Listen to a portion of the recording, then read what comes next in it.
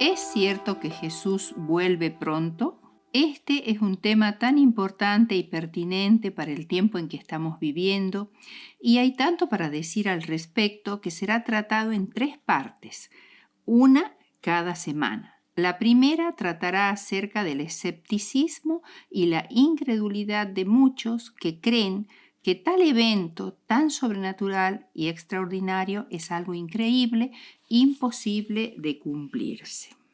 La creencia en la segunda venida de Cristo es como una luz perpetua que ilumina la senda de la vida y la hace soportable. Cada noche, al poner la cabeza en la almohada, lo hacemos pensando que quizá antes que rompa el alba, amanezca la última mañana. Y cuando comenzamos una tarea, pensamos que quizá el Señor interrumpa nuestra tarea para comenzar la suya. ¿Por qué creemos que Jesús volverá otra vez a la tierra? Primero, porque Jesús prometió que volvería y su promesa está registrada en la Biblia, la cual aceptamos como verdadera y con total autoridad. Juan 14, 1 al 3. Segundo, porque así lo aseguraron los ángeles en el momento de la ascensión. Hechos 1:11. Tercero, porque todos los apóstoles creyeron firmemente en ella. Santiago 5:8, Apocalipsis 1:7. Cuarto, porque todos los cristianos del siglo II, los protestantes del siglo XVI y el movimiento milerita en el siglo XIX proclamaron con fervor que Jesús viene pronto. Quinto, por una simple cuestión de lógica, porque el Señor vino por primera vez como varón de dolores, es necesario que venga otra vez en la gloria de todo el cielo como Rey de reyes y Señor de señores, para completar la obra que inició en su primera venida. Ambas son partes complementarias y dependientes una de la otra. La primera venida garantiza la segunda. Sexto, por el cumplimiento total de prácticamente todas las profecías que son las señales de su venida. Veamos ahora el tema la demora y los burladores. Hoy, en el año 2020, a 176 años de 1844, algunas personas que creían en la segunda venida han empezado a albergar cierto escepticismo al considerar que las décadas siguen pasando y que nada sucede y que todavía estamos preguntándonos cuándo Jesús volverá. Casi 2000 años han pasado desde que Jesús ascendió a los cielos. ¿Cómo explicar la demora en el cumplimiento de su promesa? En primer lugar, ¿existe realmente una demora? Jesús nunca dice cuándo exactamente vendrá, sino que por el contrario expresa que del día ni la hora nadie sabe, sino que los tiempos y las sazones están únicamente bajo la potestad del Padre. Cuando el siervo malo de la parábola llegó a la conclusión, mi Señor se tarda en venir, fue porque no volvió en el tiempo que él suponía que tenía que venir. Lo mismo sucede con las vírgenes de la parábola, que tardándose el esposo, todas se durmieron, y en el caso del mayordomo fiel se resalta el hecho de estar siempre vigilantes porque nadie sabe el momento de la venida del Señor.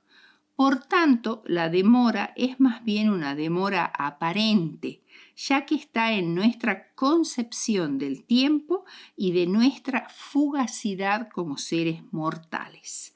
Dios y el tiempo. Dios es mayor que el tiempo. El tiempo existe en Dios. No es que Él viva en el tiempo como nosotros. El tiempo es un marco que Dios estableció para la humanidad. Para Él no existe diferencia entre pasado, presente y futuro. La divinidad está entronizada fuera de la esfera del tiempo. Cuando Cristo se encarnó, salió de la eternidad y entró en la esfera del tiempo. Los pensamientos de Dios son superiores a los nuestros, y para Él 1000 años pueden ser como un día. Nuestra mente finita no puede comprender los diferentes dilemas relacionados con Dios. Por tanto, con humildad debemos aceptar lo que desafía a nuestra comprensión y escapa a nuestra lógica. Dios utiliza itinerarios en la relación que mantiene con nuestro mundo y con sus habitantes. A veces nos parece que Dios se está atrasando o está postergando algo cuando por nuestra parte pensamos que debiera actuar de manera urgente. Ese fue el caso de Rebeca, que consideraba que Dios debía actuar de inmediato para impedir que la primogenitura le fuese dada a Esaú. Y como parecía que Dios no iba a hacer nada, ella decidió tomar el asunto en sus manos. Habacuc es otro caso. Se sentía perturbado al ver que Dios no castigaba la maldad en su Judá natal y exigió a Dios: ¿hasta cuándo, oh Eterno, clamaré a ti y daré voces a ti a causa de la violencia y no salvarás? Pasaron 25 años desde el momento que Habacuc reclamó el castigo para Judá por los pecados cometidos hasta el instante en que Nabucodonosor comenzó a ejecutar el castigo sobre la nación judía. Y pasaron otros 20 años más hasta que se asestó el golpe definitivo y Jerusalén fue completamente destruida en el año 586 antes de Cristo. Esto evidencia que Dios tiene horarios que rigen tanto los eventos diarios como los eventos históricos. Los milenios pasaban y en los días de Ezequiel los judíos expresaron desconsoladamente: pasan los días y la visión no se cumple. Ezequiel 12:22. Y comenzando a dudar de las promesas divinas, se sumieron en una crisis de desesperanza, cayendo en la incredulidad y el escepticismo.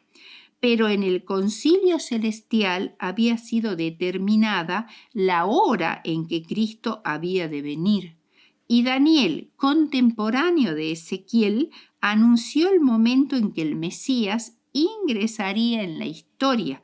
Daniel 9, 24 al 27. Para los judíos fervientes, la venida del Mesías se había demorado, pero en realidad no era así. Este evento se produjo en el instante exacto, según el reloj celestial, pero en ese momento los judíos estaban tan inmersos en sus propios planes ambiciosos que no conocieron su advenimiento. Dios no se relaciona con nuestro planeta bajo un criterio desordenado. Nuestro mundo no es una nave abandonada en el tiempo y el espacio. La historia marcha hacia su destino.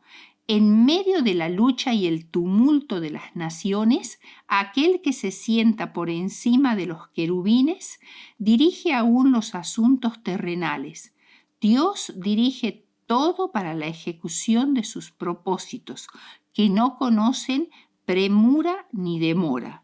La creación toda marcha hacia un evento grandioso, la segunda venida de Cristo en gloria y majestad, y los tiempos y las épocas Dios las ha puesto en su sola potestad. El porqué de la demora aparente. La demora aparente de Dios comenzó hace muchísimo tiempo en el cielo mismo, cuando la deidad toleró por mucho tiempo a Lucifer y su rebelión. Esta expresión, mucho tiempo, pudieron ser años, siglos, milenios, no lo sabemos, pero la paciencia divina esperaba, primero, el arrepentimiento y la sumisión de Lucifer. Y cuando se hizo evidente que esto no era posible, era necesario, por el bien de los ángeles leales, que la rebelión creciese y diese sus amargos frutos para que comprendiesen su esencia, antes de echarlos del cielo después de una gran batalla. Desde la creación al diluvio pasaron 1657 años. Desde el diluvio al nacimiento de Abraham, 426 años. Desde Abraham al Éxodo, 430 años. Y desde este al nacimiento de Cristo, 1445 años. En total, desde Adán a Cristo, 4000 años, que tardó la promesa de Génesis 3:15 en hacerse realidad, y muy pocos lo comprendieron en ese momento. Desde la cruz hasta la segunda venida. Los discípulos no comprendieron la misión de su maestro hasta el Pentecostés, en que el Espíritu Santo abrió su entendimiento y los guió a emprender el cumplimiento de la gran comisión evangélica. Todos ellos creían firmemente que Jesús vendría en sus días, pero Pablo, por revelación, les dice a los tesalonicenses que no creyeran que la venida de Jesús se realizaría pronto, porque primero debía llevarse a cabo un largo proceso que daría lugar al hombre de pecado, el anticristo. Ya los ángeles y el universo observador habían podido ver cómo el gobierno de Satanás llevó al mundo antediluviano a la destrucción, cómo frustró el plan de Dios en la nación de Israel, pero no pudo impedir que Cristo naciera en ella. Ahora era necesario que presenciara lo que Satanás haría en el seno del cristianismo, que nació como movimiento en el año 31 en el aposento alto y que en el año 400 después de Cristo se había transformado en la religión oficial del Imperio Romano, protegida por los líderes políticos. Durante los 1000 años que siguieron, el cristianismo se deterioró hasta convertirse en una iglesia semipagana y anticristiana, el cuerno pequeño de Daniel 7. El anticristo había crecido y se había desarrollado dentro mismo de la iglesia cristiana. Después Satanás adujo ante Dios que los humanos eran ignorantes y que no conocían los secretos de la naturaleza, que si Dios le permitía, Él los transformaría en una sociedad educada y entonces se podrían ver los verdaderos resultados de su gobierno. Dios se lo permitió y entonces sobrevino el Renacimiento y el Iluminismo y el reinado de la razón con un gran avance de la tecnología. Pero esto no produjo un mundo mejor que vive en paz y armonía, solo trajo la rebelión contra Dios, el ateísmo, las guerras de conquista y muchas muertes. Entonces Satanás dijo que si solo se le permitiera darles libertad a los seres humanos, cuando él había sido el origen de todos los gobiernos coercitivos, desarrollaría las democracias y entonces se verían los resultados de su gobierno. Dios se lo permitió y junto con las libertades legítimas vinieron las perversiones de la libertad y el aborto pasó a ser una cuestión de libertad de elección. La pornografía más cruda, una cuestión de libertad de expresión y el matrimonio homosexual, un derecho civil. A pesar de todo esto, Dios tuvo siempre sus representantes y en 1844 suscitó el gran movimiento adventista, que después del gran chasco debía transformarse en un gran movimiento misionero global. Pero al igual que los apóstoles, fueron tardos en comprender su misión. Todos los adventistas creían que Cristo vendría para el año 1860. Sin embargo, en ese tiempo apenas habían accedido a tener un nombre oficial, Iglesia Adventista del Séptimo Día, y recién en 1863 se organizó como tal. Además, hasta 1850 creían en la teoría de la puerta cerrada, es decir, que todos los que no aceptaron el mensaje de los tres ángeles en 1844 estaban perdidos y no tenía sentido predicarles acerca del Evangelio, ni del juicio, ni de la segunda venida. Pero en 1850 Elena G. de White tuvo una visión en la cual se le encomendaba a su esposo, Jaime White, que imprimiera un pequeño periódico con las doctrinas de la verdad presente y las distribuyera ampliamente, que tendría un pequeño comienzo, pero que después de esta obra surgirían raudales de luz que circuirían el globo.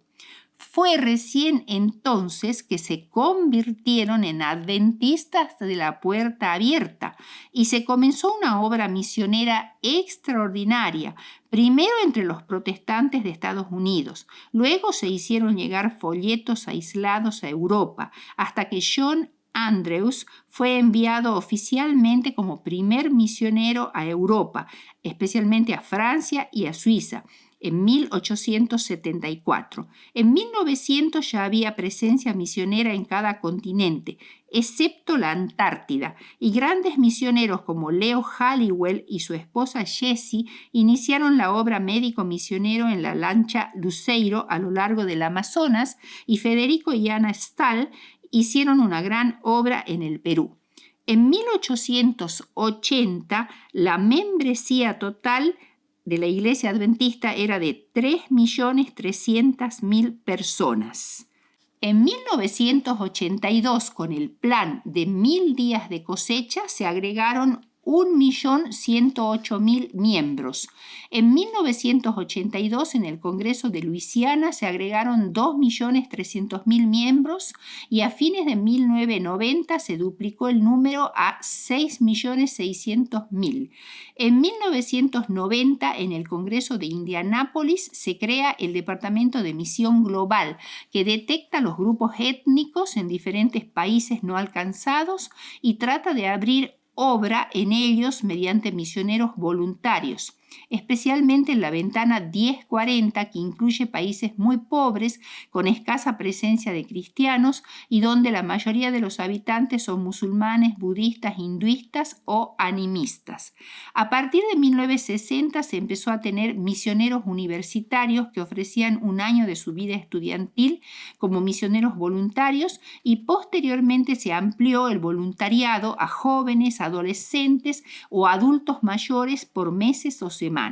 Y a esto hay que sumarle la acción muy importante de los ministerios independientes como The Quiet Hour, Aviación Mundial Adventista, Maranata Voluntarios Internacional, Radio Los Tres Ángeles, Amazing Facts, etc.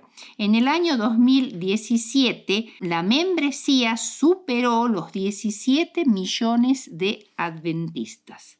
La demora casi ha terminado.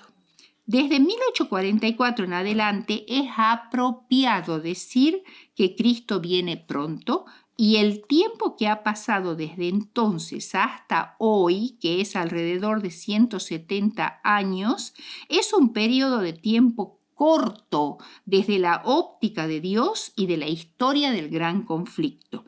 En la línea de tiempo profético ya se han cumplido casi todas las profecías de Daniel y Apocalipsis, y vivimos desde 1844 en lo que técnicamente se llama tiempo del fin.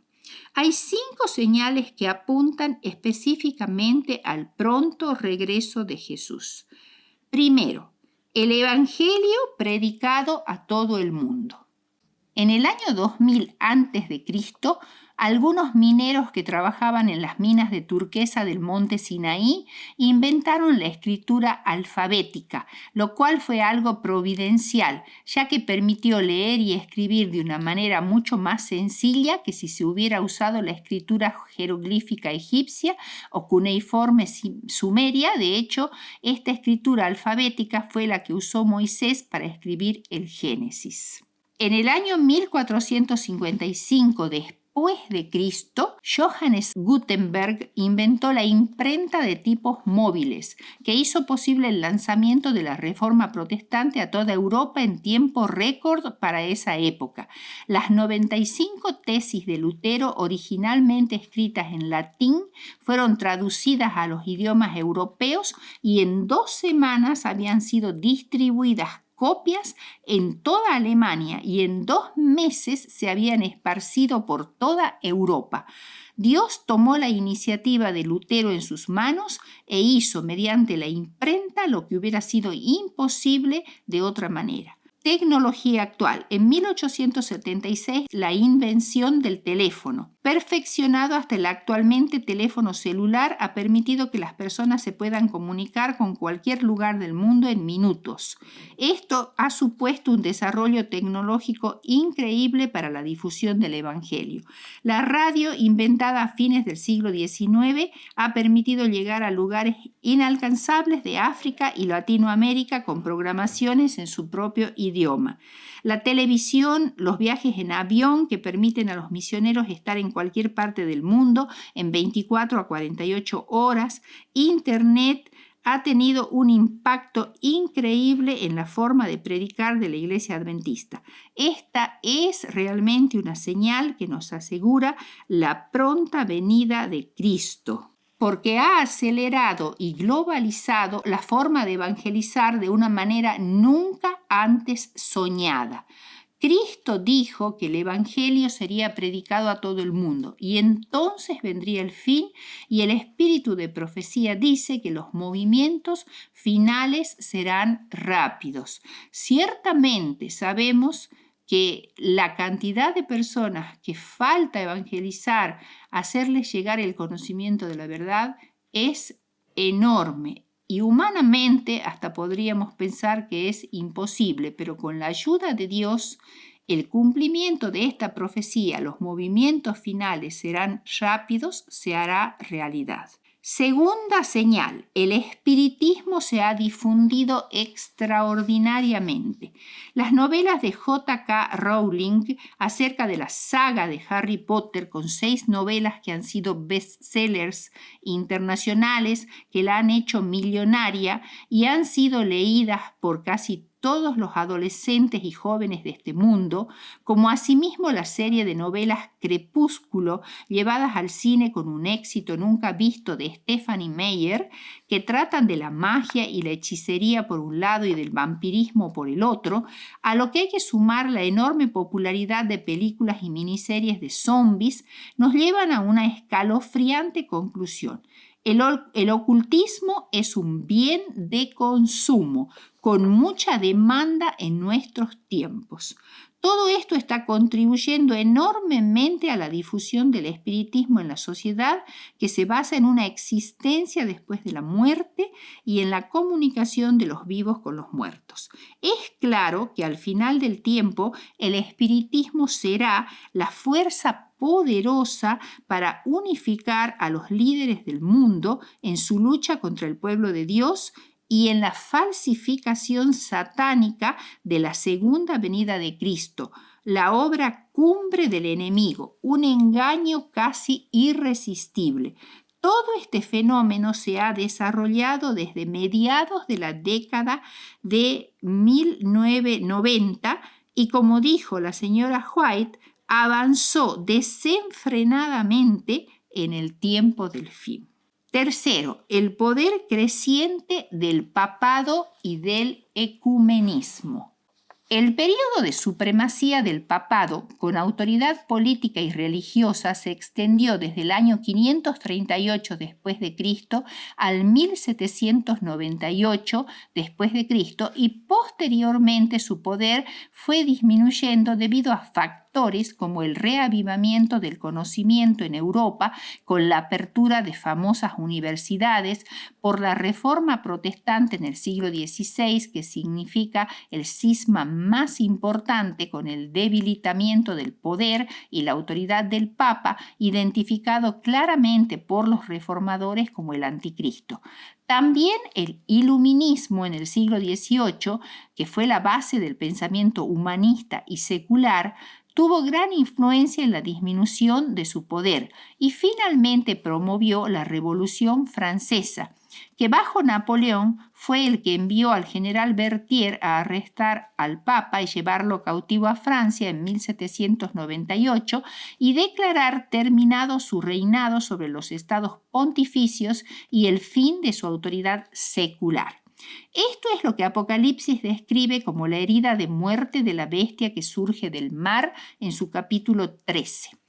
Pero la Biblia también predice la extraordinaria curación de la herida de muerte y la exaltación del papado en el tiempo del fin. Y eso es lo que ha sucedido desde 1920 con el Tratado de Letrán firmado por Mussolini, por el cual se le daba al Papa el control político sobre 108 hectáreas dentro de la ciudad de Roma, el Estado del Vaticano, la nación más pequeña del mundo, pero con una voz poderosa en los asuntos políticos mundiales. Desde entonces el Vaticano ha crecido desmesuradamente en su poder.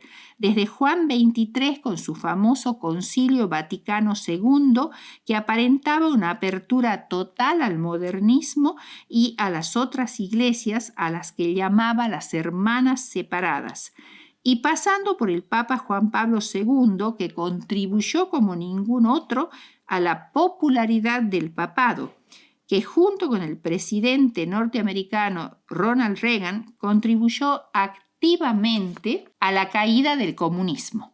Fue visto como la conciencia moral del mundo y actualmente el Papa Francisco es el más activo promotor del ecumenismo, habiéndose logrado ya la unión con las iglesias ortodoxas y con la iglesia anglicana. Ha dado un paso gigante con la firma del documento del conflicto a la comunión, realizado en el año 2017, en el 500º aniversario de la Reforma, y que lisa y llanamente es la capitulación de la Iglesia luterana ante el catolicismo, desconociendo las 5 solas de la Reforma, aceptando el sacerdocio católico, la presencia real del cuerpo y la sangre en el pan y el vino de la misa, el perdón concedido por el sacerdote, la sucesión apostólica, etc. También los evangélicos ya están en la misma bolsa del ecumenismo papal en virtud del carismatismo y del hablar en lenguas. Cuarta señal, la separación iglesia-estado amenazada. La libertad religiosa en los Estados Unidos podría desaparecer rápidamente si la derecha religiosa obtuviera el control del gobierno. La predicción de Jesús de que los cristianos serían odiados por todos por causa de mi nombre, que está en Mateo 24:9, sugiere que antes del fin del mundo cada país del mundo perseguiría al pueblo de Dios. Y la predicción de Apocalipsis 13 deja en claro que Estados Unidos sí se convertirá en un poder perseguidor que hará cumplir los preceptos doctrinales de la Iglesia Católica Romana. 5. Persecución religiosa en Estados Unidos. Es evidente que en Estados Unidos hubo un número escaso de persecuciones por causa religiosa. Las persecuciones a los puritanos, la cacería de brujas, las persecuciones a inmigrantes católicos y el aprisionamiento de adventistas por violar las leyes dominicales en los estados de Arkansas, Tennessee y Georgia en 1880. Actualmente, el motor que desataría una persecución religiosa en Estados Unidos podría ser el temor, especialmente en el caso de los musulmanes, en los cuales la ideología religiosa política de los musulmanes en Medio Oriente y especialmente la ley islámica pudieran reemplazar los principios de libertad religiosa y política sobre los que se fundamenta el gobierno estadounidense. Tanto las escrituras como Elena de White asocian terribles desastres naturales y plagas con la crisis final. Sería razonable pensar que estos desastres naturales encenderán un profundo temor que a su vez generará un enojo intenso contra los guardadores del sábado, como lo declara la pluma profética. Habiendo considerado la promesa de la segunda venida en el contexto del concepto de tiempo de Dios y del gran conflicto cósmico entre el bien y el mal, entre Cristo y Satanás, la semana próxima veremos algunas señales muy específicas que anuncian este maravilloso evento de la segunda venida de Cristo de una manera más exhaustiva para convencernos de un cumplimiento muy próximo. Que Dios los bendiga.